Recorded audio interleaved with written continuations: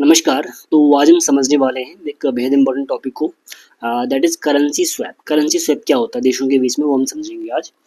पहले एक एग्जांपल समझते हैं। अच्छा, आपने कभी अपने दोस्तों से उधार तो लिया होगा, डेफिनेटली लिया होगा, ठीक है। मान लो कि आप स्कूल में कभी पेंसिल ले जाना भूल गए और अपने दोस्त से आपने कहा कि यार मुझे आज एक पेंसिल उधार दे दे। उधार में अपने अपने दोस्त से पेंसिल मांगी और बदले में उसको अपने अपनी का रबड़ दे दी, इरेजर दे दिया, और ये कह दिया साथ में कि यार मैं कल स्कूल आऊँगा तो आपको आपकी एक पेंसिल जो है वो वापस कर दूंगा और मुझे आप मेरी रबड़ वापस दे देना। तो ये क्या हुआ? ये हुआ स्वैप, पेंसिल और रबड़ का। मतलब अदला बदली, एक लेमन लैंग्वेज में अगर हम कहें तो वो है अदला बदली। लेकिन हम जब बात करते हैं करेंसी स्वैप की, वो होता है देशों के बीच में, वहां पे होती पैसों की अदला बदली, ठीक है। अब ये कैसे? जैसे कि कुछ दिन पहले ही अभी एक खबर आई थी कि इंडिया और जापान ने क्या किया कि जो उनका $75 बिलियन का जो उनका करेंसी स्वैप एग्रीमेंट उसको उन्होंने उसको रिन्यू किया है, ठीक है। उसमें क्या है कि हो सकता है कि कभी इंडिया के पास में डॉलर्स की कमी पड़ जाए या डॉलर्स इंडिया के पास खत्म हो जाए, तो उस कंडीशन में इंडिया चाहे तो जापान से $75 बिलियन ले सकता है। मान लो कि इंडिया के पास में कमी पड़ गई है, तो भारत कहेगा जापान को, दोस्त बात ऐसी है कि यार मेरे पास में डॉलर्स की कमी पड़ गई है तो मुझे $75 बिलियन चाहिए, ठीक है। तो जापान कहेगा ठीक है, बिल्कुल, आई गिव यू। तो जापान इंडिया को $75 बिलियन देगा। बदले में इंडिया उसको जो $75 बिलियन का जो रुपए में कन्वर्ट होगा, जो पैसा बन रहा होगा, लगभग 6 लाख करोड़ रुपया, वो जापान को देगा। Got it?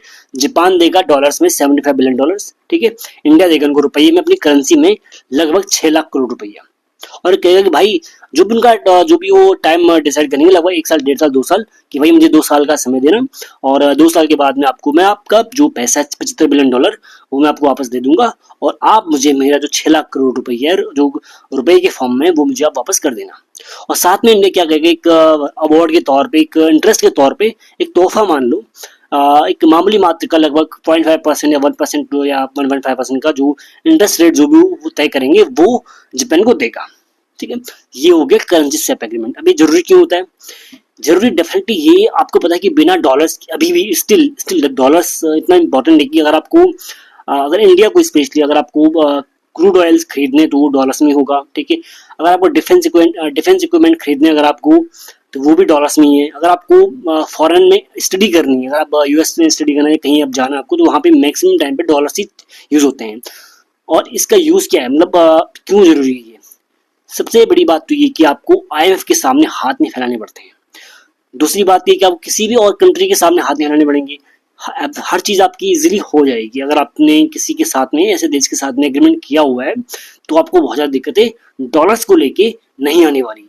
मानो कि जैसे 1991 में जब क्राइसिस, जो फाइनेंशियल क्राइसिस हुई थी इंडिया में, अगर ये एग्रीमेंट हुआ तो होता, अगर उस टाइम पे किसी ऐसी कंट्री के साथ में, शायद हमें उतनी दिक्कतें ना होती उस टाइम पे।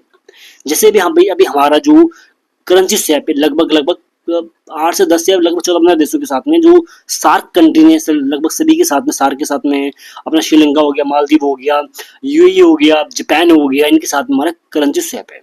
होप आप समझ गए होंगे। इससे आसान भाषा में शायद मैं नहीं समझा पाऊंगा। इवन अगर आपको लगता है कि यार कोई डाउट अगर आपको इसके ऊपर है, तो डेफिनेटली मुझे कमेंट कर देना। आप इसके ऊपर मैं डिटेल वीडियो मैं ले आऊंगा। Okay, bye, good night, take care.